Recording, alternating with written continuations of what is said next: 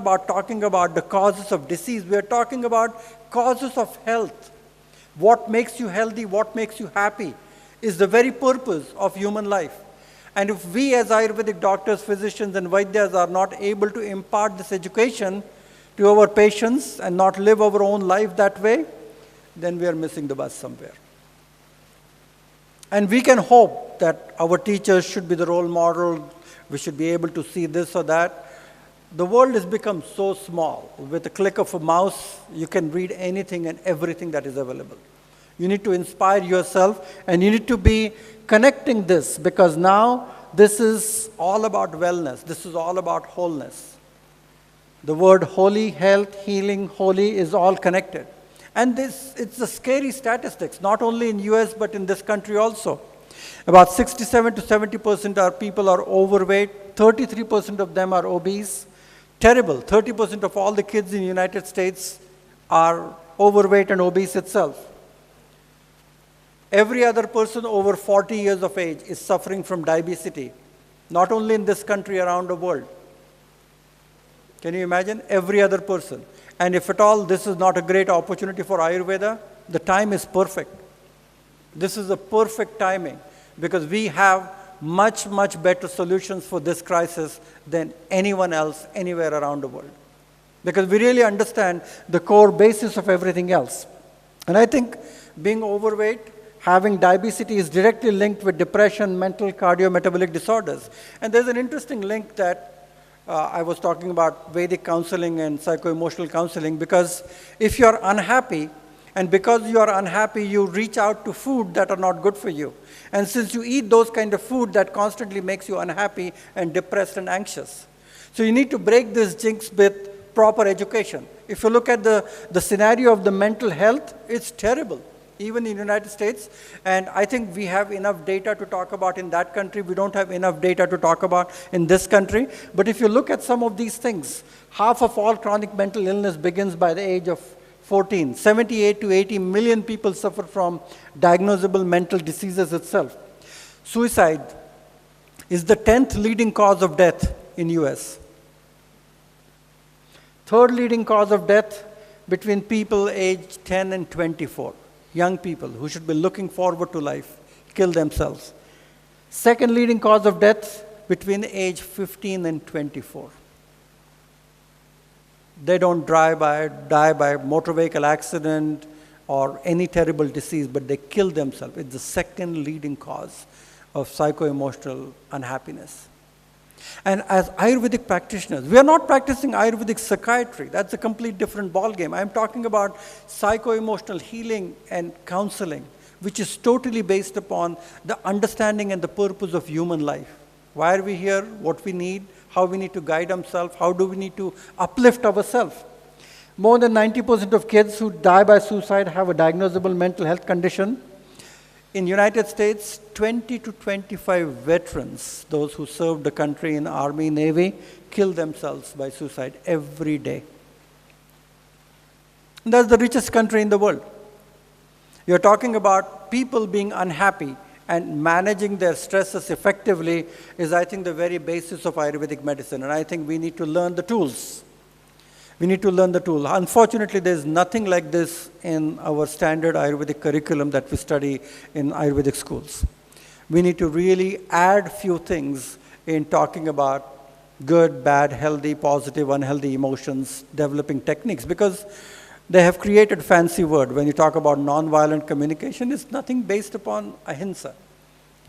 Kayik, vachik, manasik ahimsa, that's what you're talking about. You're talking about achar, rasayana, is the very basis of behavioral medicine that is practiced around the world.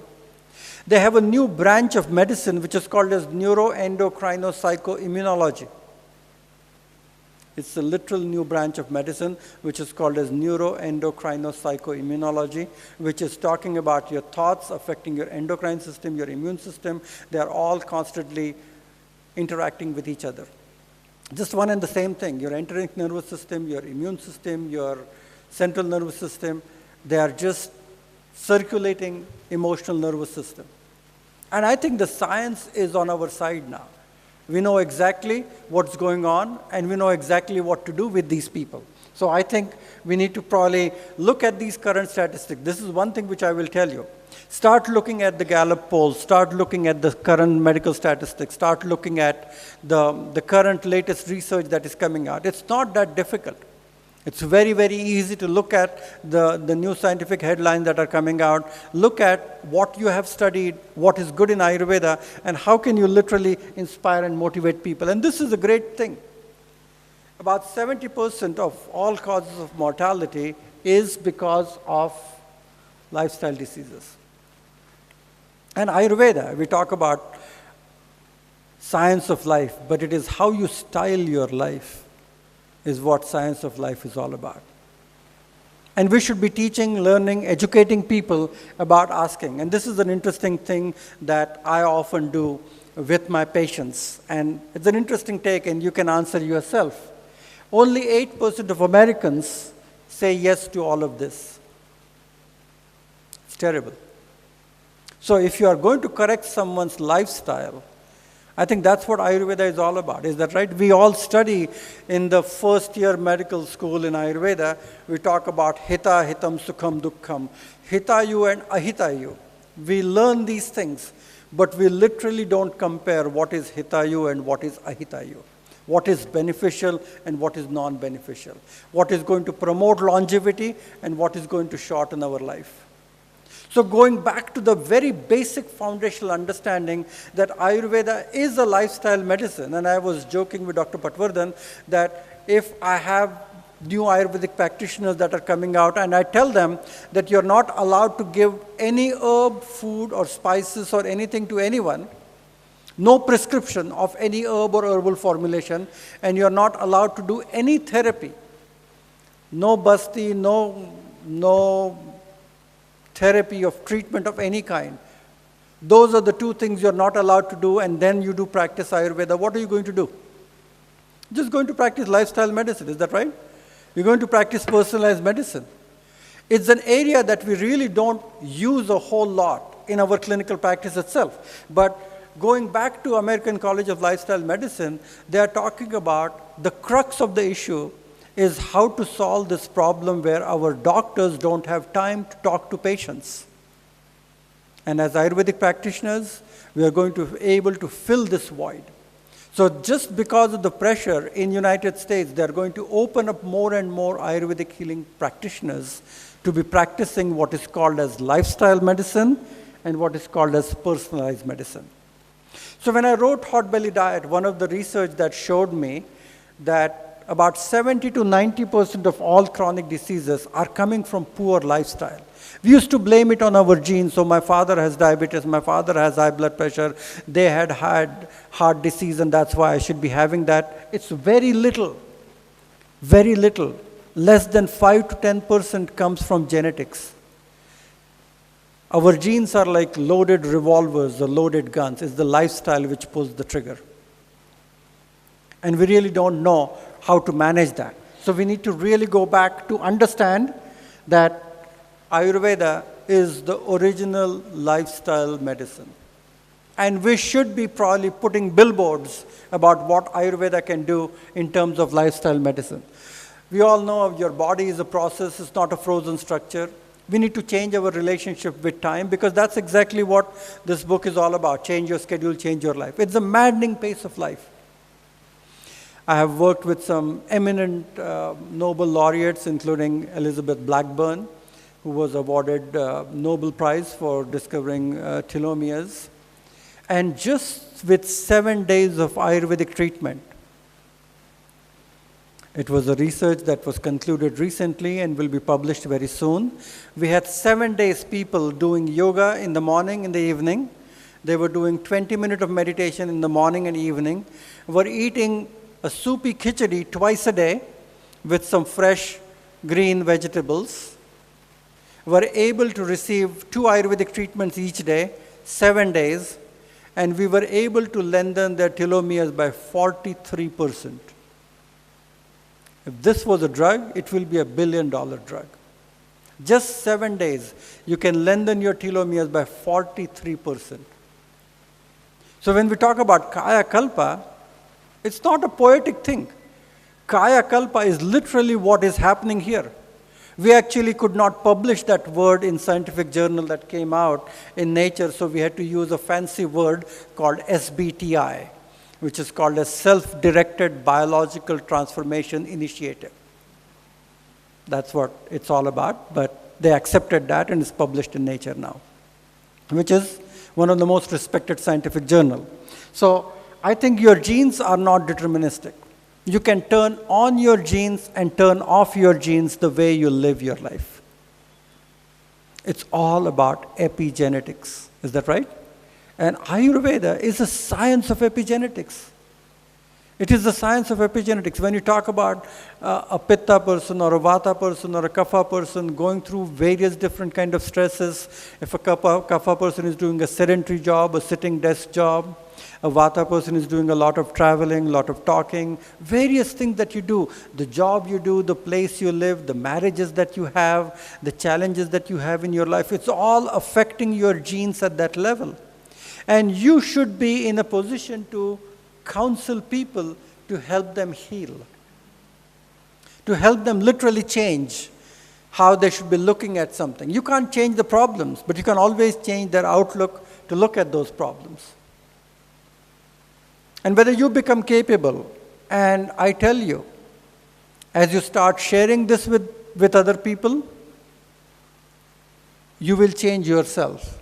Once in a while, for God's sake, you will overhear yourself telling others what to do, and then you will start doing it yourself. Is that right? At least you should be having that moral responsibility to do that. And it slowly shifts and changes what we are doing.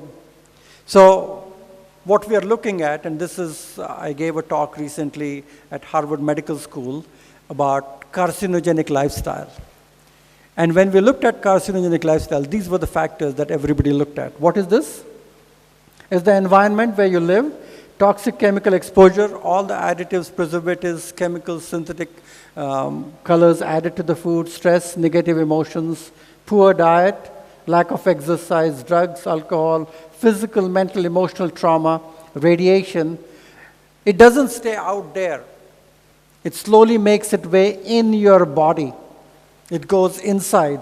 And then you have these functional symptoms that there is no diagnosis for this. You can feel it, but there's no cure for this. What you're feeling is decreased energy production. You're feeling low energy, fatigue, tired, poor detoxification, GI problems where you're intolerant to certain food, you feel gassy, bloated, constipated, hyperacidity, hormonal imbalances, structural stresses, emotional stresses, inflammation, immune-related imbalances, oxidative stress.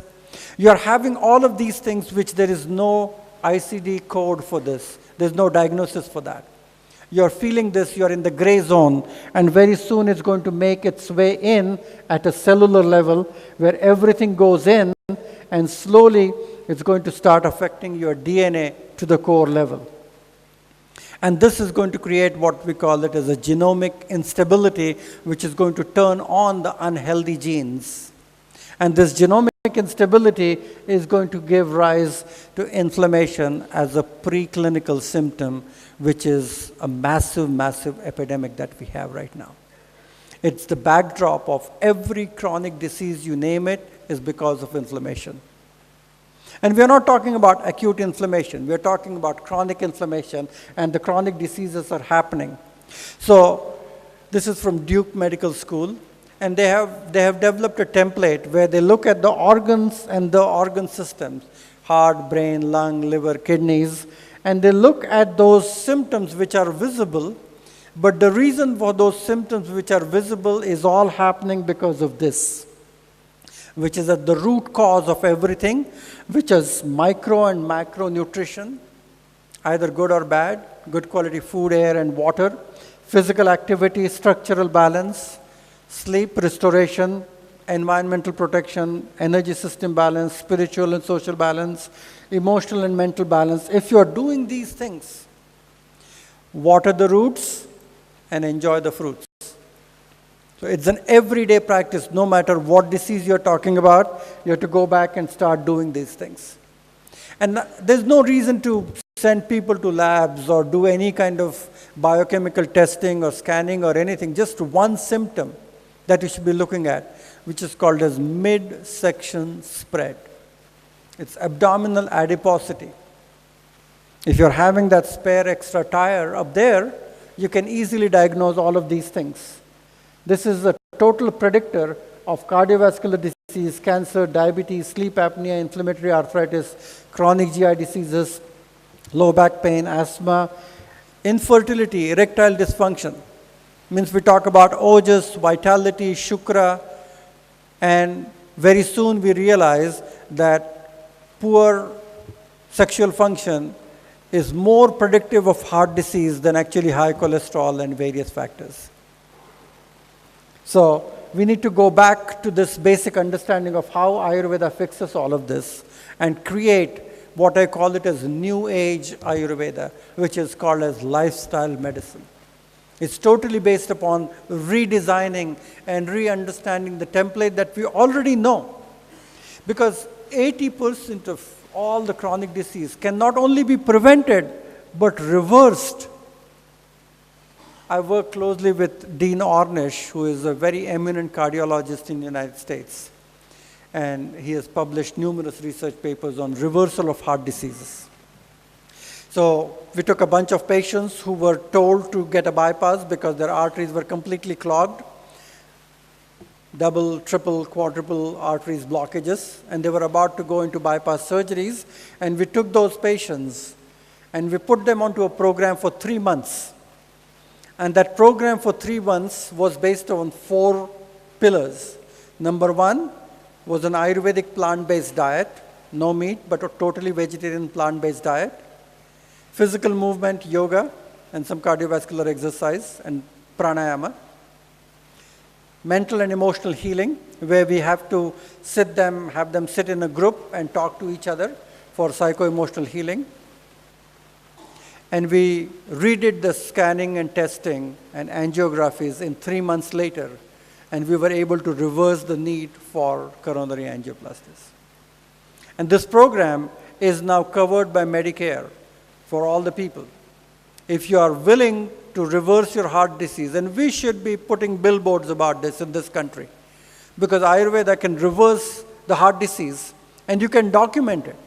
We can use Western medicine for all the diagnostic that is available. That's perfectly fine.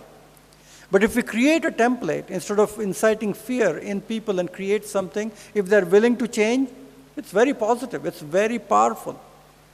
It literally changes people the way that is happening. So it's not only prevention, it's completely reversal. The new era of medicine is personalized medicine, understanding body types and prakritis and vikritis and understanding their metabolic and genetic differences. You talk about the types of Agni, you talk about the types of Koshta, and I think this is what the strength of Ayurveda is all about. You talk about the sattva of people, whether you are pravar sattva, avar sattva, madhyam sattva. You talk about the mind-body types, the physiological variations. In my book, I talk about dosha type as chronotypes. These are the people who respond to time differently. Pitta people are very impatient, they're very angry, they're a bit unstable. Vata people are a bit restless. These are chronotypes. They respond to time differently. They look at the clocks differently. They have different reactions in their body based upon time. Their changes in seasons, Ritu Sandhi, their behavior changes. They are affected with seasonal affective disorders differently. People have more suicidal tendencies because of that, if you are more of a Vata type who is exposed to that. And I think Ayurveda is a perfect template to understand the neurobiology of seasonal affective disorders, understanding the metabolic differences of individuals, and then prescription of the proper regimen. Could be herbs, could be drugs, could be treatment programs, everything could be done that way. And when we tell someone about pathyas and apatyas and vata pacifying diet and kapha pacifying diet, this is nothing but nutrigenomics. If you give someone who is a hot-headed pitta person very hot and spicy food, it's going to turn on all the inflammatory markers and genes and get them prone for cardiovascular inflammation, cerebrovascular inflammation, you name it. So you change their diet, you change the gene expression. So when we talk about nutrigenomics, and I think Dr. Patwardhan has started some nutrition courses on integrative nutrition, and that's exactly the basis of it. We don't look at the food groups, we look at the qualities of everything. Ayurveda is a science of qualities. That's it, nothing else. Ayurveda is a science of only qualities. Think about it for a moment. There's nothing more to it. This is heavy, this is dry, this is light. If you sit down and do nothing, this is the quality that you're going to have. If you do a lot of running around, this is the quality you're going to have. If you do not get sleep, this is the quality it will be. If you get too much of sleep, everything is based upon qualities. The purpose of meeting people at the level of gunas, from saguna to nirguna, is the journey of enlightenment. And I think Ayurveda is a perfect template to dispel the illusion and the maya that we talk about. In medicine, in hardcore medicine. Because we don't measure food, we talk about the qualities. You talk about the qualities, how the food interact, and your ability to digest and metabolize those things. So I think we need to redefine what we have learned so far in the light of the latest cutting-edge science. And unfortunately, what is cutting edge is nothing new to us. It's just research. There's nothing new under the sun. It's searching it one more time. That's what we call it as research sometimes.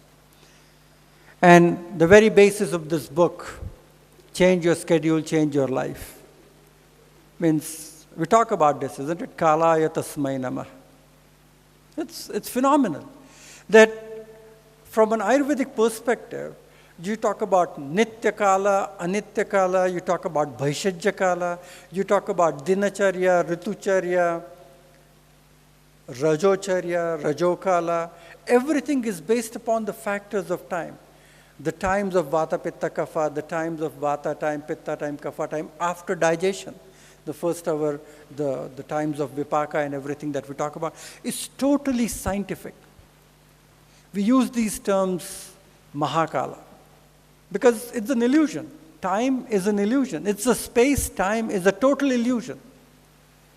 You go 100 miles up in the space, there's no day and night. This is all something what we talk about, the eternity of time. I think the only reason why the time exists, as Albert Einstein once said, is that just because not everything happens all at once. Because the reductionist reaction, the oxidative reactions, they need to happen at separate time. They can't happen at the same time. So the body programs everything. There are little clocks in our body which sense everything that is happening. The movement of the stars, galaxy is calibrated not only with us who are very smart and intelligent, even with a single cellular organism is able to trap the time. And when we say Kalaya Tasmai Namah, this is exactly what this is all about. We are becoming so disconnected with the busy pace of life. Email, text, messaging, Instagram, social media, you name it. It is terrible. I call it as time poverty. People don't have time to do anything for themselves. They don't have time to cook. They don't have time to sit down to eat. They don't have time to go to bed at a proper time. They don't have time for exercise for themselves. I see so many people who spend their health to get some wealth, and afterward they would like to share their wealth with you to regain the health, which is not always possible. And I practice in Silicon Valley where the norm is 18 to 16 hours every day they have to work. If you add everything what they do, that is what is demanded. Because in 18th century, we discovered this punching card. How many hours you work, then you get paid. But now with the smartphone, you are working all the time. How many people start your day looking at your cell phone in the morning? Raise your hands, come on. How many of your days end your day just looking at your phone and make sure you can sleep peacefully in the night? Yeah. That's the worst thing that one can do, because then it traps, because whatever you're looking at, it allows you to kind of start working no matter where you are. And we have a president in United States whose morning routine is sitting on his toilet seat and literally sending the tweets out and the texts out. The whole world knows what's going on at that time. So I think the time scarcity is a big problem. Is a big problem, and time in relation to money. Millennials are literally broke because they don't have any concept of time. They don't have time for themselves at times.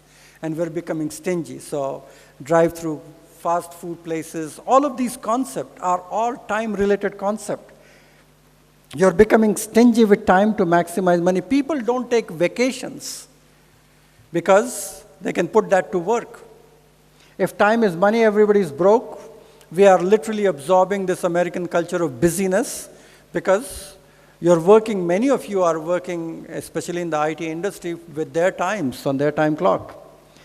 Busyness at the cost of happiness is one of the main reasons that I wrote this book, because people are becoming disconnected. They don't know whether they're thirsty, they don't know whether they are hungry, they don't know whether they're sleepy and this is time for them to sleep.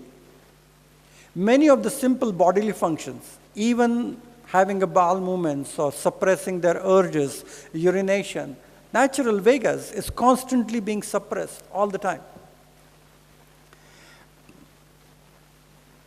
So this book is all about understanding your rhythms, and this is nothing new.